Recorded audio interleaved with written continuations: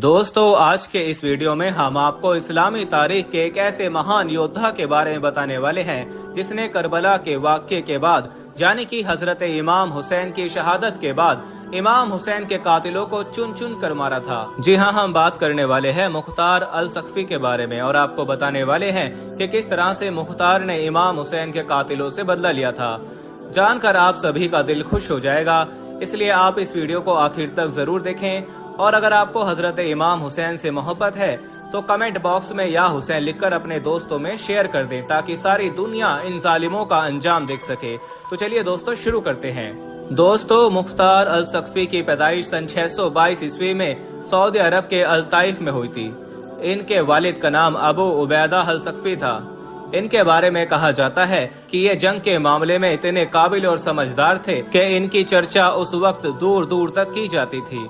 अमीर मुख्तार अल सकफी का नाम अहले बैत के उन चाहने वालों में शुमार किया जाता है जिनको दुनिया वाले ता कयामत याद रखेंगे।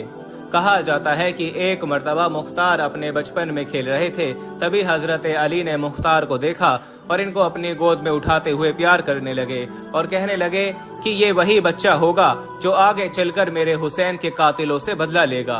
और इसके कुछ सालों के बाद में हुआ भी कुछ ऐसा ही। हजरत इमाम हुसैन की शहादत के बाद जिस तरह से मुख्तार अल सकफी ने इमाम हुसैन के कातिलों से बदला लिया, उसको इतिहास के पन्नों में हमेशा सुनहरे अक्षरों में लिखा जाएगा। मुख्तार अल सकफी जो कि किसी सल्तनत का बादशाह नहीं था और न ही किसी इलाके का कोई हुक्मरान था और न ही इसके पास कोई दौलत और ताकत थी, मगर इसके दिल में आले मोहम्मद की मोहब्बत थी। ये हजरत इमाम हुसैन का एक सच्चा चाहने वाला था। जब मुख्तार अल सकफी को मालूम हुआ कि करबला के मैदान में नवासाए रसूल सल्लल्लाहु अलैहि वसल्लम पर यजीदी सेना ने बहुत जुल्म किया है और इमाम हुसैन का कत्ल कर दिया है, तो मुख्तार बहुत गमजदा हुए और हजरत इमाम हुसैन की हिमायत में खड़े। फिर अल्लाह की कुदरत ने इनका साथ दिया और यह मामूली सा इंसान कूफी का मालिक बन गया। मुख्तार अल सकफी ने कूफी का बादशाह बनने के बाद सबसे पहला जो हुक्मनामा जारी किया वो ये था कि जिसके भी घर से इमाम हुसैन की कातिलों की कोई निशानदेही मिलती हो, जिसने भी इन जालिमों को पनाह दे रखी हो, तो उसके मकानों की बुनियाद तक को उखाड़ दिया जाए और पनाह देने वालों के खानदानों के खानदान को मार दिया जाए। दोस्तों, अल्लाह की कुदरत देखिए कि आज से पहले जिस कूफा में इब्ने जियाद ने यह ऐलान किया था कि जिस घर से हजरत मुस्लिम और इनकी बच्चों की इत्तला मिलेगी उस घर को उखाड़ दिया जाएगा, आज उसी कूफा में मुख्तार का यह ऐलान था कि जिसने भी इमाम हुसैन के कातिलों को पनाह दे रखी है उसकी गर्दन उड़ा दी जाएगी। वो कूफा वाले लोग जिन्होंने हजरत इमाम हुसैन के साथ में धोखा किया था, दगाबाजी की थी और बेईमानी की थी, आज मुख्तार का ये खौफनाक ऐलान सुनकर वो लोग कांप गए और पहाड़ों और जंगलों में जाकर छुपने लगे। मगर ये लोग शायद इस बात को भूल गए थे कि जब अल्लाह का अजाब किसी पर नाजिल होता है तो बड़े से बड़े बादशाहों के नामो निशान मिट जाते हैं। उसके बाद मुख्तार अल सकफी की फौज ने इमाम हुसैन के कातिलों को हर जगह पर ढूंढना शुरू कर दिया।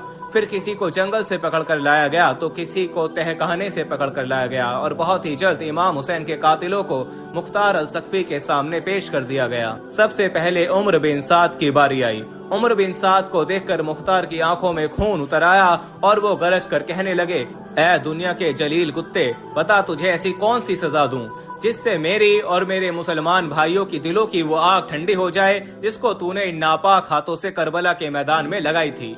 उमर बिन साद यह सुनकर गिड़गिड़ाने लगा और हाथ जोड़कर कहने लगा, मैं बेकसूर हूँ, मैं यजीद और इब्ने जियाद के हुक्म के आगे मजबूर हो गया था, लिहाजा मुझ पर रहम किया जाए। इतना सुनते ही मुख्तार अल सकफी भड़क उठे और कहने लगे, ए जालिम, मेरे आका हुसैन कितने बड़े बहादुर थे जिन्होंने अपनी आंखों से तुम्हारे हर जुल्म को देखा था, फिर भी मेरे आका हुसैन ने तुम्हारे आगे रहम की भीख नहीं मांगी। फिर मुख्तार अल सकफी ने हुक्म दिया कि इस जलील इंसान के बेटे को लाया जाए।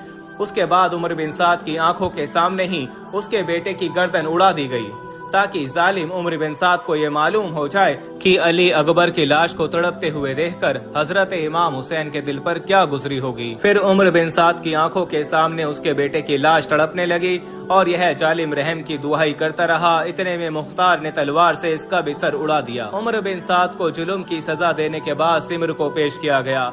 मुख्तार अल सकफी ने सिमर से कहा, क्या तू वही बदबख्त इंसान है जिसने इमाम हुसैन की मुबारक छाती पर चढ़कर खंजर चलाया था? ए जालिम, मेरे सामने तुम्हारे वो नापाक हाथ कर जिनसे तूने खंजर चलाया था।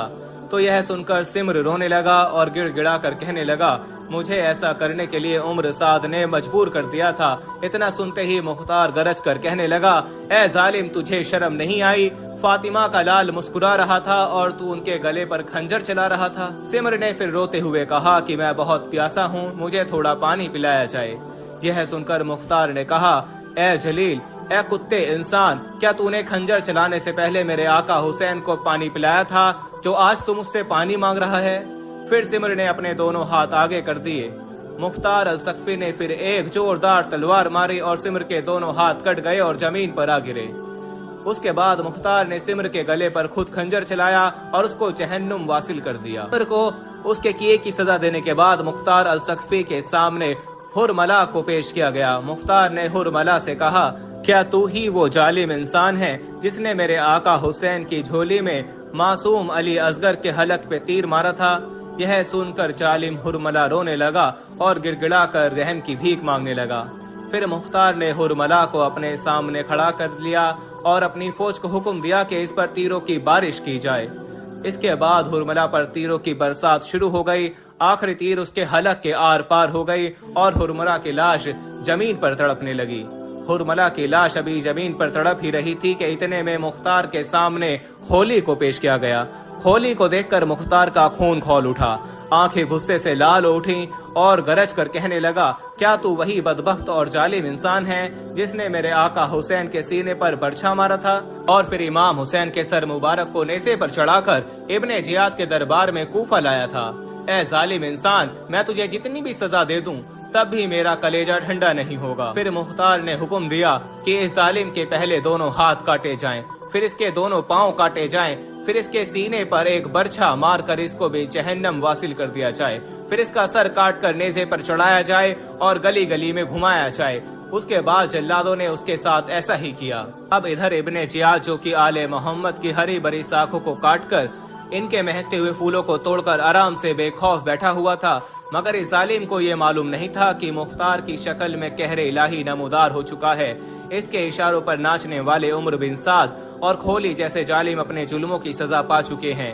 اس کے بعد مختار الثقفی نے ابراہیم کو حکم دیا کہ ایک بھاری فوج کے ساتھ ابن زیاد پر حملہ کیا جائے اور اس کو زندہ یا مردہ میرے سامنے پیش کیا جائے۔